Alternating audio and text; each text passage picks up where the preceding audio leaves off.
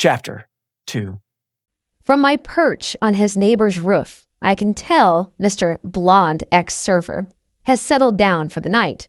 This might not be the most common place for a stakeout to occur, but when you have the ability to easily scale the side of a building using just your fingers and raw strength, it becomes a tough habit to abandon. His evening routine this past week has been rather routine. Home by 6, mostly downstairs until about 9, judging from which lights he turns on, and then upstairs in his bedroom for the rest of the night. Watching him has been numbingly boring, but I want to make sure he's guilty before confronting him. I decided my normal prey of drug kingpins and poison pushers had to take a back seat when Rin came up with the idea of dealing out justice to a different kind of corruption and thought they were above the law.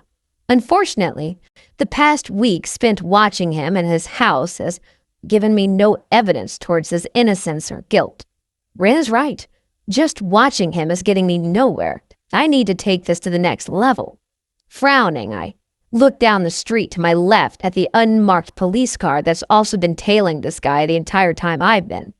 Judging by their absolute lack of subtlety, I'm guessing they don't plan on catching him in the act of doing anything perverse. They just want him to know he's being watched. They want to prevent his next act of horror and wickedness, or maybe just delay it from happening. That's a great plan for them. Unfortunately, it also prevents me from catching him in the act and determining his guilt. As long as they've been watching him, he's been nothing but an upstanding and model citizen. Or maybe he truly is innocent and they're harassing the poor man.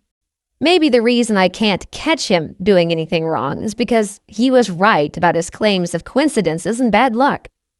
Wouldn't be the strangest thing I've ever heard of. I can't approach the front of the house with the police watching it, so I'm going to need to find another point of entry. There's no point letting them know I'm involved, or that I even exist for that matter.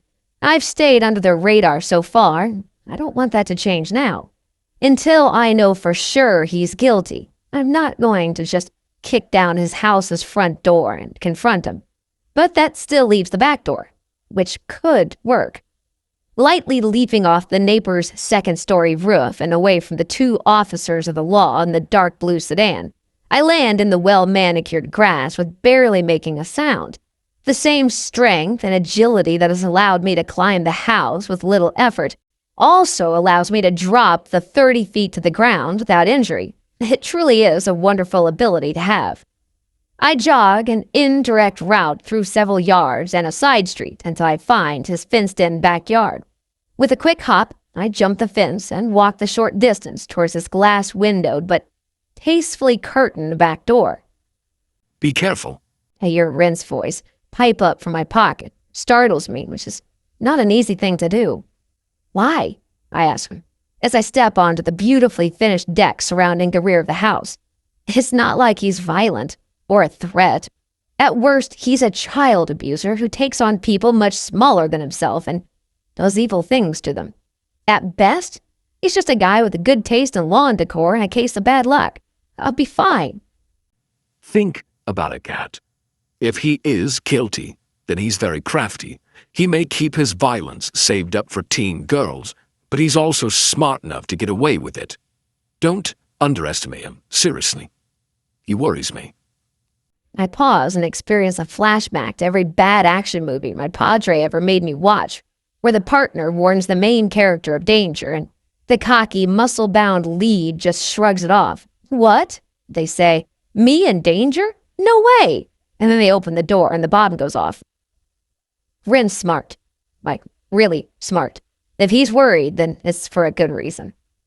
Okay, buddy. I'm going forward with eyes open and senses alert. Let me know if you notice anything I miss.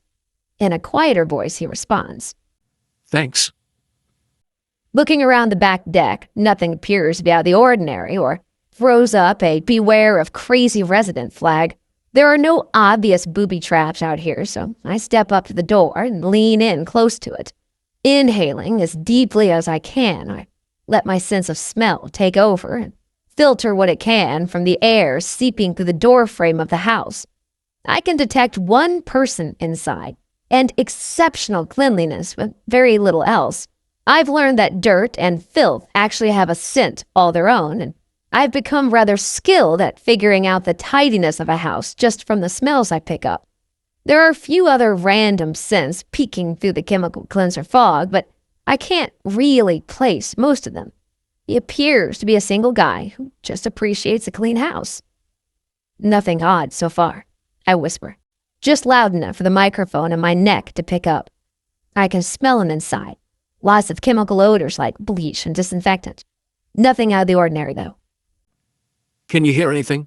Rin asked at the tiny piping earpiece in my pocket. He's known me long enough to be used to my odd assortment of abilities. Actually, he's adjusted it much quicker than I have, and he seems to delight in witnessing them in action, even if it is often just over a two-way radio. Must be that whole happening to someone else thing that makes accepting their oddities a bit easier. Just him walking around the first floor. The television is on in the front room. Sounds like a car commercial.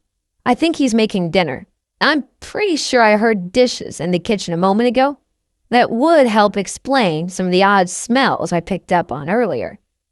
Due to my new hemoglobin-only diet, I haven't eaten a normal meal in almost a year.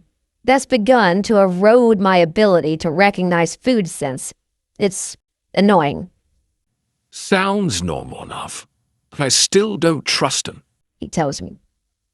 Agreed. I respond before something catches my attention. Wait, his heartbeat and breathing just changed dramatically. They're speeding up. Something has him nervous or excited. What is it? Heck if I know, I hiss back at him. I'm out here, remember? I'm not picking up anything inside, aside from his vitals changing and the fact that he stopped walking. I think he's just standing in the kitchen. Maybe he's excited for dinner? I miss being excited for a home-cooked meal, I realize with a small sigh. Shoot, I miss just being home with my parents. That's somewhere I haven't been since this whole ordeal started because I tried to bite my school nurse and get at her blood.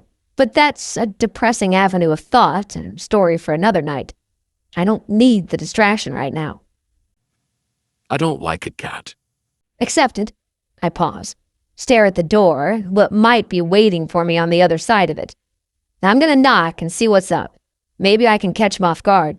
Keep your ears on and your voice off. Be careful, He whispers, and then gives me our customary 3 clicks over the radio to signal that he'll be listening to everything, but he's turned off the transmitter on his end.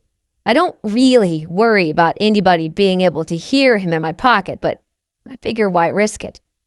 Turns out, a few months ago, we had a problem with a blind guy who somehow managed to pick out Ren's voice every time he spoke. I guess the loss of his sight had caused his ears to get stronger. It caught me off guard and almost got me really hurt. So now we turn off his end as a precaution once I'm around people. With one last look around the dark and impressively maintained yard, then down at my own less impressive outfit of dirty jeans, red Converse, and a slightly too large hoodie, I sigh, knock on the house's back door 3 times. All right, see where this is going to take me, I think, and wait for the door to open. I mean, how bad can this guy really be?